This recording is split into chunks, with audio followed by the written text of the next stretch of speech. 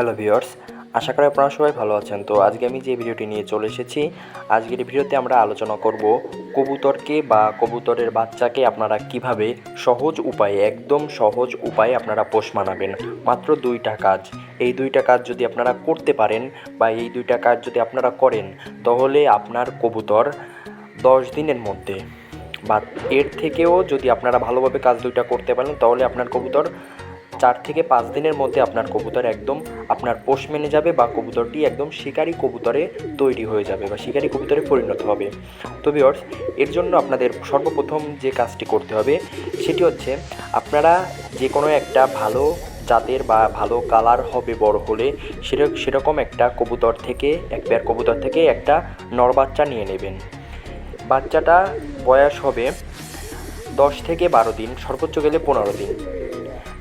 সেই বাচ্চাটিকে আপনাদের যত্ন করে রাখতে হবে। বাচ্চাটিকে আপনাদের পর্যাপ্ত পরিমাণে খাবার দিতে হবে।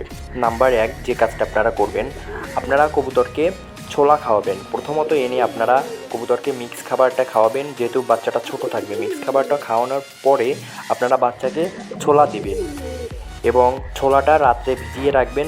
সেই ছোলাটা আপনারা সকালে দিবেন এবং সকালে যে ছোলাটা ভেজাবেন, রাত্রে ভেজানো কিছুটা ছোলা আপনারা রেখে দিবেন, সেটা আপনারা দুপুরে দেবেন এবং সকালে যে ছোলাটা ভেজাবেন সেটা আপনারা রাত্রে দিবেন। এভাবে আপনারা কবুতরকে ছোলা খাওয়াবেন এবং কবুতরকে যখন ছোলা খাওয়াতে কবুতরকে আপনাদের বেশি করে সময় দিতে হবে। এজন্য আপনারা কি করবেন, কবুতরকে দূরে রাখবেন, দূরে রেখে ছোলাটা হাতে নিয়ে কবুতরকে ডাক দিবেন, কবুতর কাছে চলে আসবে।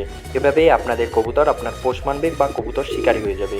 এবং তাছাড়া আপনারা কবুতরকে নিয়ে বাইরে যাবেন, আপনারা যেখানে যাবেন কবুতরকে সেখানে নিয়ে যাবেন।